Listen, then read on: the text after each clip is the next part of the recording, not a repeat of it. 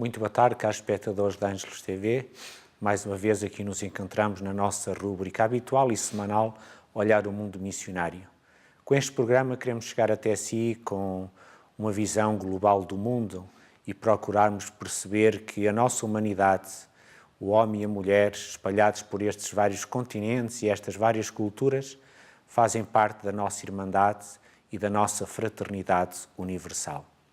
Hoje vamos ter connosco o Padre Tony Neves, que é provincial, superior provincial dos Missionários do Espírito Santo, que é um sacerdote que já percorreu muitos caminhos na sua vida missionária e que vai nos contar com certeza e com muita alegria e boa disposição o que tem sido a sua caminhada desde pequenino, nascido em Gondomar, até aos dias de hoje. Padre Tony Neves, bem-vindo ao nosso programa, Olhar o Mundo Missionário. É uma alegria.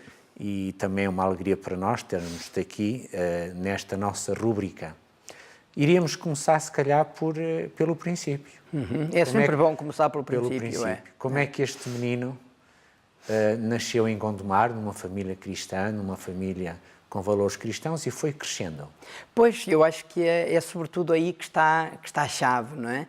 Eu nasci numa família que, para além de profundamente cristã, era muito espiritana, porque quando eu nasci havia 2 padres e uma irmã na família, todos missionários e missionária do Espírito Santo, e também lá em minha casa líamos mensalmente a Ação Missionária e o Encontro, tínhamos o almanaque, o calendário e a agenda das missões, e quer o jornal e a revista, quer o editorial, também tinham lá assim um posto de comando avançado, porque era na família que tínhamos os benfeitores, geríamos as assinaturas, distribuíamos o editorial. Eu creio que tudo isso ajudou. Para mim, as grandes referências eram, de facto, os meus tios, a minha tia, e por isso eu, desde que me conheço, sempre disse que queria ser padre espiritano, sempre disse. E para mim, ser padre era ser espiritano, embora estivesse na paróquia e fosse, claro, sempre à missa e à catequese, e tínhamos lá o nosso padre da paróquia.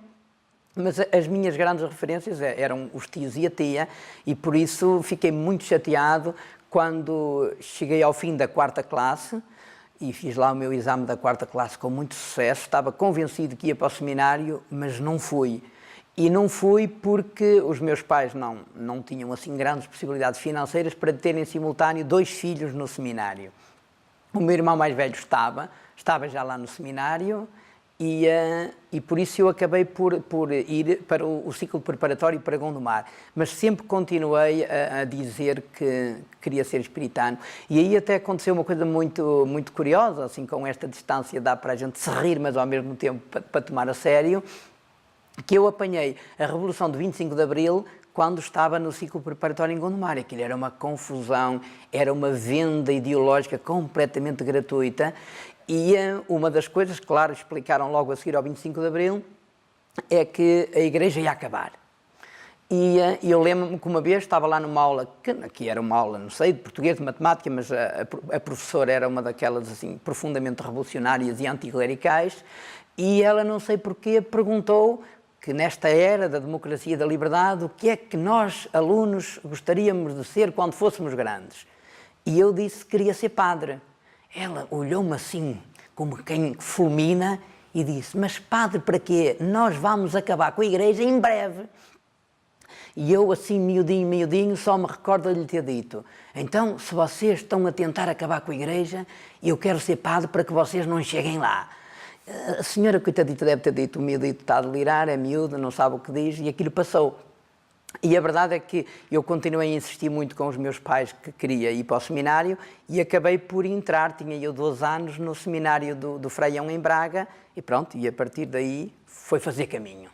Fizeste a tua caminhada então nos Missionários do Espírito Santo e com certeza que ao longo dos teus anos de formação e de estudo e também de educação, de discernimento nos seminários, houve alguns acontecimentos que te marcaram positivamente. Queres destacar alguns deles? Sim. Uma das coisas que eu guardo com uma gratidão enorme foi mesmo o meu tempo de seminário, que nós chamávamos na altura o seminário menor, não é? Porque entrei pequenino, apesar de tudo, tinha 12 anos, não é? Fiz 13 quase logo a seguir, e nós éramos muitos. Aquele seminário do Freião, não sei, devia ter uns 150 miúdos ou mais, não sei, éramos muitos. E então aquilo era um ambiente muito engraçado porque, por um lado, a gente jogava muito à bola. E depois, como brincávamos muito uns com os outros, o ambiente era divertido. E como eu também sempre gostei muito de estudar, o problema dos estudos para mim não existia. Ou seja, eu via que muitos dos meus colegas passavam mal porque tiravam negativas, porque não conseguiam estudar e depois alguns acabavam por ir embora e tal. E esse problema eu nunca o sofri porque sempre tive bastante facilidade na parte de estudos. E como eu gostava muito de desporto, isto da gente jogar a bola em todos os intervalos, aquilo era uma alegria. Depois tínhamos os campeonatos de futebol, depois tínhamos as equipas de teatro, de cultura, e eu gostava muito também dessa arte, música. Foi quando eu comecei a tocar guitarra.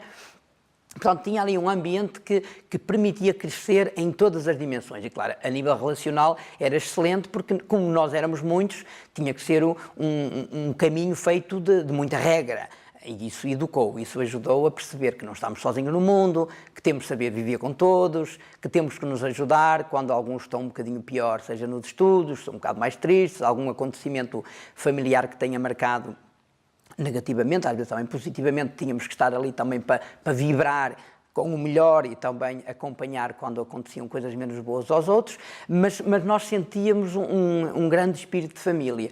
A mim, o que depois me marcou negativamente, embora eu acho que na minha vocação teve impacto positivo, foi quando cheguei ao 9º ano de escolaridade, nós éramos uns 40 para aí, éramos para aí 40, e quando começámos assim a fazer aquele casting de final, quem é que vai para Barcelos, portanto, quem é que vai para o 10º ano, e eu reparei que éramos 4 só. Daqueles 40, éramos 4. E ia haver uma debandada geral. Isso aí entristeceu muito e fez-me questionar muito porque é que estamos todos tão bem, porque o ambiente era muito bom, porque é que estamos todos tão bem, aparentemente todos estão felizes, mas só 4 é que estão a dizer que querem ir para Barcelos. Eu creio que fomos mais, mas acho que fomos 6 ou 7, um grupinho mesmo muito, muito residual. Esse deve ter sido o momento de abanão da minha vida, não é? Porque me perguntava a mim mesmo o que é que faz todos estes colegas saírem e não querer ser padres, não é? E eu continuava a dizer eu quero ser padre, mas foi um momento de abanão. Depois fui para a Silva. A Silva já era um grupinho, devíamos ser para uns 25, era um grupinho muito mais pequenino. Já era outro campeonato, também estávamos mais maduros, também os níveis de exigência de vida espiritual, de vida de grupo, de vida comunitária, já eram outros, a nível de estudos também, era já um outro campeonato. Mas também esses 3 anos da Silva foram muito bons. O último ano, nós já não tínhamos aulas em casa, foi quando decidimos que o 12º ia às aulas ao Liceu de Barcelos. E foi a primeira vez, depois do ciclo preparatório, foi a primeira vez que eu vivi num ambiente académico e escolar que não era aquele ambiente muito, muito fechadinho e muito protegido do seminário. E aí, de facto, a questão complicou-se em termos vocacionais, porque também percebi que creio que éramos 7, só havia 3 que queriam ir para o noviciado, e isso também me pôs também algumas questões, porque eles ir embora e eu ficar, mas também feitos os discernimentos eu continuei. Fui para Coimbra, foi um ano de noviciado absolutamente fantástico, porque foi um noviciado muito, muito aberto para o que eu pensava. Eu pensei, ano de noviciado, vamos ficar fechadinhos em Coimbra, ali na nossa casinha, rezar de manhã à noite. E não, porque o bispo de então, Dom João Alves, tinha criado, estamos a falar de 1981, portanto foi há muito tempo, ele tinha criado aquilo que ele chamou o serviço missionário à periferia. Ele já usava a palavra periferia, que agora o Papa Francisco tantas vezes repete. Então o que era? Era um serviço, havia um padre, no caso era o nosso mestre noviço, o padre Magalhães, havia 2 ou 3 irmãs e depois havia uma série de leigos, onde alguns dos noviços espiritanos se integravam, enchíamos uma carrinha de 9 lugares, uma Toyota Ace, e íamos todos os domingos até às áreas de Mortágua, lembra perfeitamente, Espinho, Trezói, Vale do Remígio, 3 paróquias que na altura não estavam a ser assistidas pastoralmente, portanto tinham um padre de referência, mas não estavam a ser assistidas, então nós íamos lá fazer um trabalho eminentemente pastoral paroquial, que era chegar lá, visitar as famílias, fazer um bocadinho de catequese com as crianças e os jovens que aparecessem, celebrávamos a Eucaristia, almoçávamos por aí, e depois, à tarde, regressávamos a Coimbra. E isso marcou-me muito porque conheci uma realidade pastoral que para mim era absolutamente impensável, que era haver paróquias que não tinham pároco e que estavam bastante abandonadas do ponto de vista pastoral. E foi um trabalho que me marcou porque aquilo claramente hoje a gente diria é um trabalho de primeira evangelização. É um trabalho de primeira evangelização. Gostei muito. Foi um ano muito bom, gostei muito, não só do serviço missionário à periferia, mas do ano de noviciado, e por isso, com muita naturalidade, acabei por professar, e mais uma vez, a marca da redução numérica, porque começámos 4 noviços e só professámos 2. Só professámos 2, depois, neste momento, estou sozinho, não é? Sou o sobrevivente de todo este caminho. E isso talvez, isso é o que me faz mais pensar em relação à forma como Deus chama e como depois as coisas acontecem, porque quando eu entrei no seminário, nós deveríamos ser uns 70, para aí, 70. E de 70 sobrei eu, não é? Estou aqui eu para contar o que é que se passou nesses tempos todos de seminário, porque é um caminho grande, não é? É um caminho grande, mas foram marcas que me ajudaram a amadurecer, que me ajudaram a crescer, que me mostraram rostos de igreja, rostos de sociedade muito, muito plurais. E acho que tudo isto ajudou a ser o que eu sou. Claro que depois do noviciado eu fui para Braga novamente para fazer a filosofia, e então nós estávamos numa comunidade, que era uma comunidade muito nova, que viria a ser paróquia quando nós lá estávamos, que hoje é a paróquia de Santo Adrião, em Braga. E então, aí sim, foi uma experiência pastoral muito, muito intensa, porque para além de irmos às aulas à Faculdade de Teologia, lá em Braga, no Seminário Maior, nós tínhamos uma atividade pastoral muito intensa lá na chamada Quinta da Capela, o bairro Duarte Pacheco, que era portanto, a área da atual paróquia de Santo Adrião. E coordenávamos a catequese, os grupos de jovens, animávamos a liturgia, de facto havia um trabalho enorme. E eu fiquei bastante positivamente marcado pelo compromisso daqueles leigos, aquelas famílias que nos acolhiam muito bem. E eu ainda tenho hoje imensos amigos desses tempos de 82 a 85. Depois daí vim para Lisboa, outra realidade nova me esperava, que era o grande bairro de Lata, que já foi há bastantes anos destruído e as pessoas foram realojadas, o Alto de Santa Catarina, entre a Cruz Quebrada e Linda a Velha. Era um bairro, de facto, de muita miséria humana a todos os níveis, pessoas que viviam em condições completamente degradantes e em ambientes de muita violência, de muita desestruturação, de facto, muita pobreza institucionalizada. E o trabalho que eu fiz, eu e outros como eu, juntamente com a Capelania Africana, o Padre Afonso Cunha e outras pessoas que muito se empenharam nessa pastoral, permitiram fazer ali um trabalho que fazia com que a paróquia da Cruz Quebrada, nesse tempo, tivesse talvez umas 200 crianças e adolescentes na catequese que vinham desse bairro e pintavam de negro as celebrações lá na paróquia. Hoje, quem for à paróquia da Cruz Quebrada, e eu tenho ido lá com alguma frequência, vê que o grupo de católicos é um grupo muito, muito pequenino, muito envelhecido, e os rostos são todos muito, muito, muito brancos. Porquê? Porque quer os timorenses que na altura estavam no Val do Jamor, quer os cabo-verdianos e outros indianos que estavam no Alto de Santa Catarina, foram realojados noutros sítios, portanto, saíram dali, e a comunidade branca, de facto, ficou muito, muito envelhecida e muito pequenina. Foi tão marcante essa minha experiência aí no bairro, que quando se pensou na minha ordenação diaconal, eu sugeri que ela fosse feita lá. E, de facto, Dom José Policarpo, que na altura era Bispo Auxiliar de Lisboa, mas era o reitor da Universidade Católica, aceitou ir à paróquia da Cruz Quebrada e presidir lá a minha ordenação diaconal. Devo dizer, porque é uma notinha curiosa, da minha paróquia da Forte Sousa, de Gondomar, foram 2 autocarros. e perderam-se um bocadinho, na altura não havia ainda GPS, perderam-se um bocadinho, e quando lá chegaram estava, a celebração já devia estar começada, e eu é que retardei um bocadinho para que eles pudessem chegar.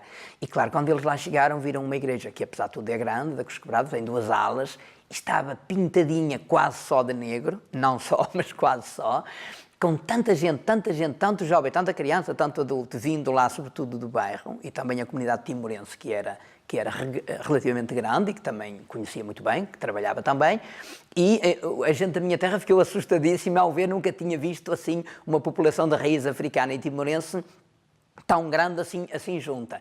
Mas devo dizer-vos que nos anos que se seguiram, ao passar na minha terra, ao falar com pessoas que foram à ordenação, as pessoas ainda evocavam essa alegria de verem tanta festa, e pronto, tanta festa ali naquela ordenação diaconal. Depois, pronto, fui um ano para Paris, fiz lá a Ciência das Religiões, uma outra experiência muito interessante porque trabalhei na comunidade portuguesa de Clamart, lá nas periferias da cidade, e foi também uma experiência grata.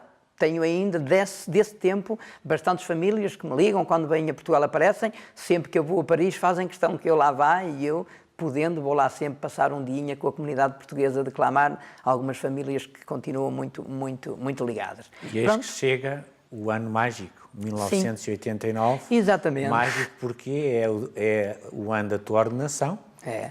E é o ano também da tua partida. Sim, e é o ano da queda do Muro de Berlim, portanto é o ano em que o mundo muda e tem consequências muito fortes na Angola que eu fui encontrar, que era um país que vivia a Guerra Fria em direto. Mais tarde, uma senhora que coordenou o departamento de ONU em Luanda escreveu um livro que fica para a história, porque de facto é um livro muito bem fundamentado, e ela dá-lhe o título Angola, o órfão da Guerra Fria.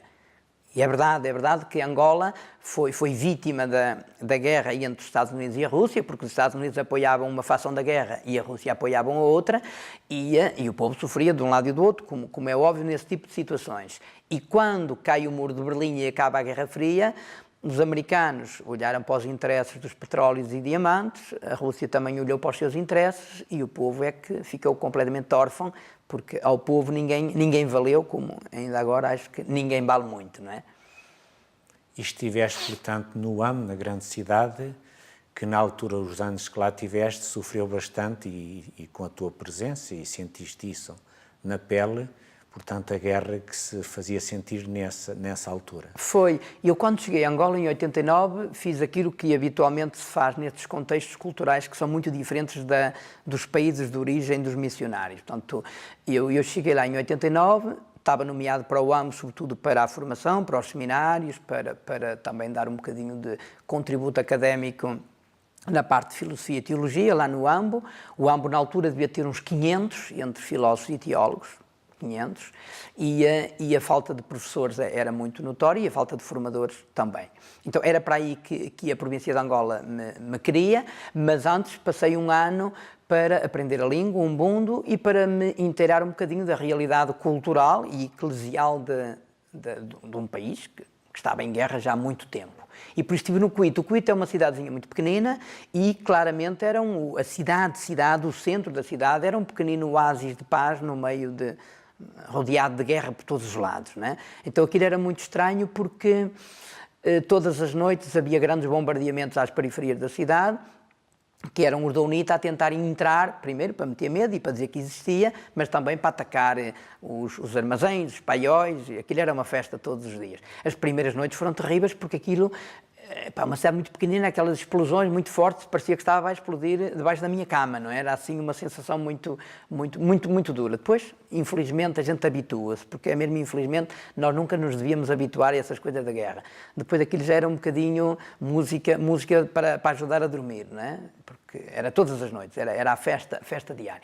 Foi um ano intenso, muito duro, porque de facto estávamos cercados. Durante para aí uns 5 meses não tínhamos comunicações, não conseguia ter notícias, os correios não vinham, portanto, era assim um ambiente de um isolamento enorme. Portanto, não estávamos ainda na era da internet, não havia telemóveis, não havia nada, portanto, ali estávamos mesmo isolados. Não sabíamos se o mundo fora dali tinha acabado, se não tinha. Bom, Partíamos do princípio que ainda havia mais mundo para além do Coito, mas nós da cidade não podíamos sair e, portanto, à cidade também ninguém vinha, portanto, foi assim. Foi um ano muito duro, mas ao mesmo tempo um ano que permitiu perceber o que é estar em guerra para um país, para uma terra, os efeitos terríveis, muita fome e as pessoas todas esfarrapadas, a escola não funcionava, nós não tínhamos combustível para poder deslocar-nos, era de facto uma situação muito complicada.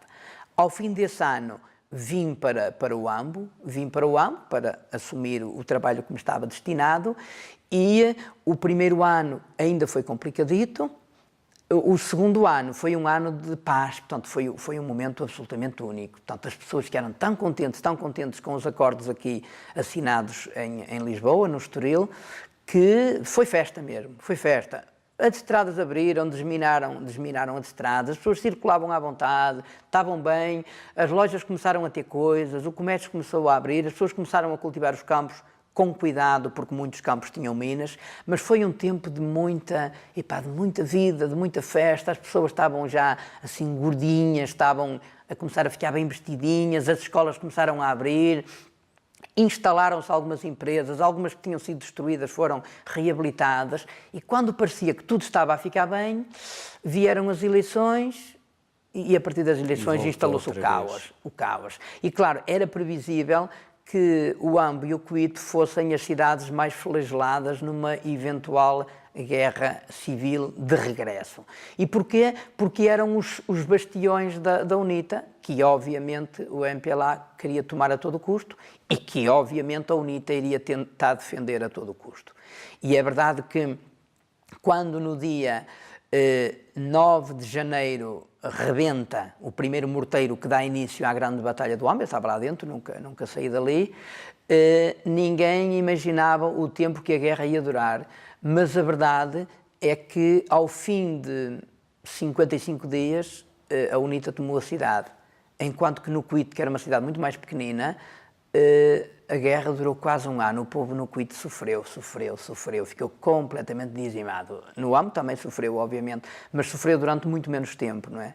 Ao fim de 55 dias a UNITA ganhou a cidade e pôs o MPLA muito longe. Então, a partir daí, havia um problema que de facto era um problema sério, era o cerco, portanto nós apesar de tudo estávamos economicamente asfixiados e isso notou-se e depois também se via que a UNITA tinha muito medo de deixar vir a ajuda humanitária, porque não queria grandes relações com um exterior que claramente era a favor do MPLA e isso dizimou muito o povo. O povo ficou também muito maltratado com o facto da UNITA ter fechado aquela área. Depois também liberdade de expressão nenhuma, liberdade de circulação nenhuma. Foram tempos complicados. Para além do mais, o MPLA com os seus caças-bombardeiros todos os dias nos flagelavam 2, 3 vezes ao dia, lançando bombas de 1000 quilos sobre nós, não é? Mesmo lá no nosso seminário, nós guardámos durante meia dúzia de meses, guardámos 2 bombas que caíram lá e nenhuma delas rebentou. Bastava uma para nos limpar a todos, não é? Ninguém tinha sobrevivido. E as 2 caíram e ficaram, portanto, furaram o chão e ficaram ali com pequeninos aviões espetados, não é? E nenhuma delas rebentou, como aliás outras na cidade, mas estamos a falar, devem ter sobrado aí umas 30 que não rebentaram, mas devem ter rebentado umas 400 ou 500, não é? Portanto, a cidade ficou completamente desfeita. Para terminar a nossa entrevista, porque o tempo corre e há sempre muita coisa a dizer, como é que foi o papel, no teu caso, e se calhar de muitos colegas nossos, missionários, nesse tempo da guerra? Bom, eu acho que nós fomos um dos raros sinais de esperança para o povo, a todos os níveis. A nível, por exemplo, de direitos humanos foi fundamental porque nós enfrentámos, no caso, primeiro o MPLA, depois a UNITA, enfrentámos-lo sempre com denúncias de violações de direitos humanos. Quando os militares cometiam atrocidades, nós íamos em cima, nós denunciávamos, nós ameaçávamos e fomos nós próprios também muito ameaçados por causa disso. Isso foi muito importante para pôr um bocadinho de freio a estes ímpetos belicistas desta gente de guerra que, para além de matar, violar e esfolar, parece que não sabe fazer mais nada. Por outro lado, nós conseguíamos, através da Cáritas, ter alguma ajuda humanitária para dar às pessoas, em termos de alimentação, de roupa, medicamentos, sobretudo essas 3 valências.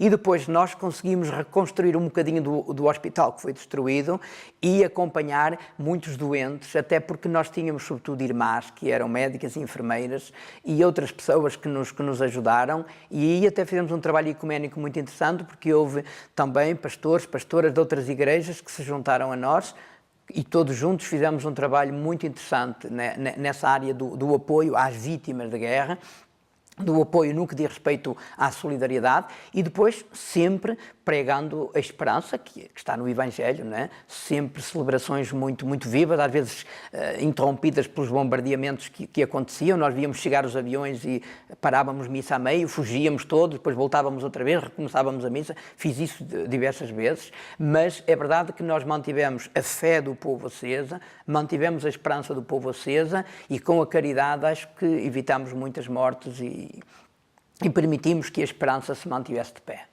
Obrigado pelo teu testemunho sobre Angola e sobre esse tempo vivido em guerra, e podíamos continuar aqui o nosso programa, mas vamos-te convidar depois para outro programa, porque sei que pela tua função e pelo teu serviço de provincial tens acompanhado e tens visitado os nossos confrades, que além fronteiras levam também este espírito missionário.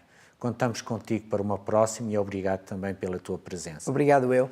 Caros espectadores, mais uma vez nós vemos aqui que a força da missão é feita com o povo de Deus, que onde Ele está, nós também estamos, com uma palavra de esperança, de entusiasmo e de amizade, mesmo que às vezes as circunstâncias da vida, mesmo as circunstâncias dos países, haja guerra ou conflitos ou dificuldades. O missionário permanece, não abandona o povo e aí testemunha a sua fé com o povo de Deus. Muito obrigado por nos ter acompanhado mais um Olhar Missionário e voltamos a encontrar para a próxima semana.